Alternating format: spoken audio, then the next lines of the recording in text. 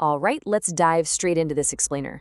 Today, we're unpacking one of the bloodiest, most dramatic, and honestly highest stakes vengeance stories in all of South Indian history. We're looking at a saga of absolute cinematic warfare. It's the tale of an underestimated prince who rose from the ashes of humiliation to forge an incredible empire. So if you want to understand exactly how ancient superpowers clashed and how legacies were carved literally into stone, you're definitely in the right place. Picture this. It's the year 642 CE. Imagine a grand city gate entirely engulfed in towering flames, the sky just completely choked with thick black smoke. The supposedly invincible capital of the Chalukya Empire, the great city of Badami, has just been reduced to ash. And right there, falling into the smoldering ruins, is the imperial banner of Emperor Pulakeshin II. This wasn't just a lost battle, you guys. This was the total, utter dismantling of a superpower. Now, what's really fascinating here is the stark contrast between the two men at the center of this blood feud. On one side, you have Emperor Pulakeshin II. This guy was a terrifying veteran conqueror. He was feared across India.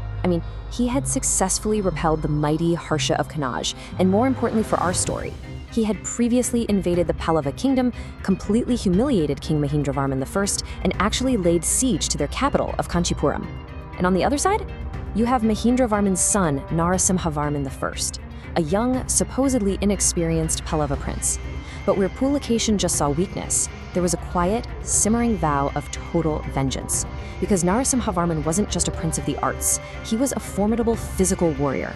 In fact, his enemies feared him as Mamalla, which translates to the great wrestler.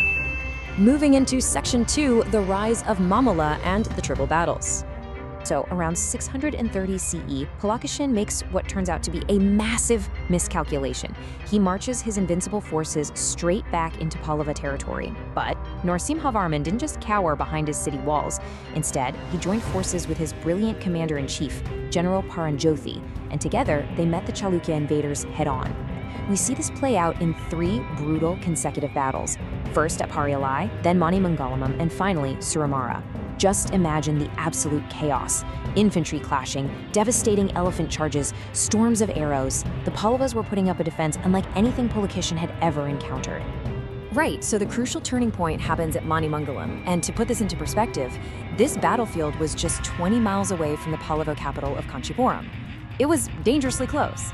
But it's here that Narasimhavarman absolutely crushed the Chalukya vanguard. For the very first time in his legendary, terrifying career, Pulakeshin II was forced to turn around and retreat. But here is the major takeaway from all of this. Narasimhavarman didn't just throw a party to celebrate his survival. He didn't just secure his borders and call it a day. No, he immediately gave the order to pursue. Which brings us to Section 3, the sack of Badami and the title of Vatapikonda. Because, you see, the Pallava army didn't just stop at their borders. They marched hundreds of miles straight north, pushing deep into the Deccan Plateau, directly into the Chalukya heartland. Their target? The formidable red sandstone cliffs and fortresses of Vatapi, which is modern-day Badami. And the siege they laid was completely ruthless. Step 2, they breached the city defenses. Step 3, in the chaotic final battle right inside the city walls, the great Emperor Pulakeshin II met his ultimate end. The conqueror had literally become the conquered. And for Step 4, just to ensure the message was heard loud and clear across the known world, the Pallavas occupied the Chalukya heartland for 13 long years.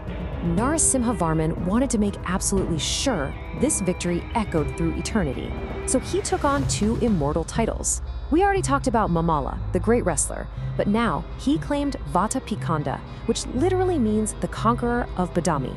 And he didn't just scribble this on a piece of parchment. He actually had his victory inscription carved directly into the rocks of Badami itself.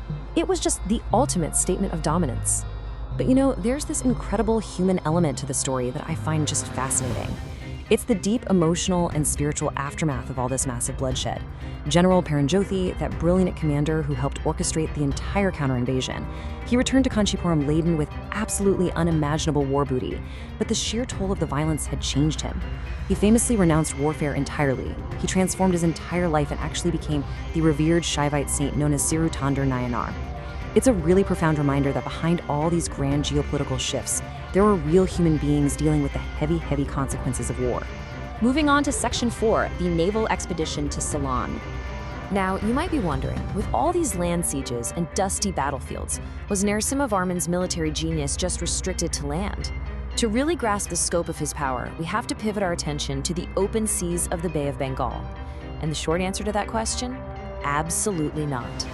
So here's the backstory on that. During Narasimhavarman's reign, there was a displaced prince from Sri Lanka named Manavama who sought refuge at the Pallava court.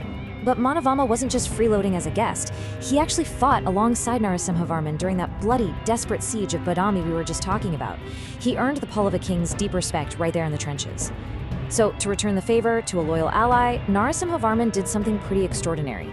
He assembled a colossal armada at the port of Mamallapuram. He launched not one, but two massive naval invasions across the open ocean to Sri Lanka. His war galleys completely crushed the usurper's forces and successfully put Prince Manavama right back on the throne of Anuradhapura. This wasn't just about helping out a friend, though. It firmly established Pallava naval supremacy across the entire Bay of Bengal.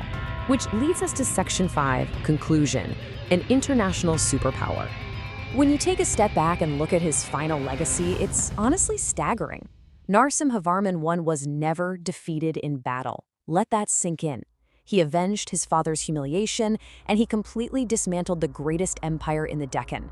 He projected major naval power across the seas, and beyond all the warfare, he vastly expanded the port city of Mahabalipuram, renaming it Mamallapuram in his own honor, referencing that title, Mamalla. Even today, if you visit, those incredible monolithic rock monuments like the Pancharathas still stand there, bathed in sunlight, as a permanent testament to his reign. He proved to the entire world that the Pallavas weren't just some regional rulers, they were a bona fide international superpower. But history, as we know, never stops moving. So I want to leave you with this final provocative thought. We've just explored an era totally defined by brutal, bloody warfare and vengeance. But what happens next? What happens when the master architect Narasimhavarman II takes the throne? How exactly does a kingdom pivot from carving out bloody battlefields to building breathtaking structural wonders like the Shore Temple, all while engaging in high-stakes Silk Road diplomacy with Tang Dynasty China? That massive shift from warfare to a golden age of architecture and global diplomacy is an absolutely fascinating story, but it's one for another time. Thank you so much for joining me for this explainer. Keep questioning, keep learning, and I'll catch you next time as we continue to decode history together.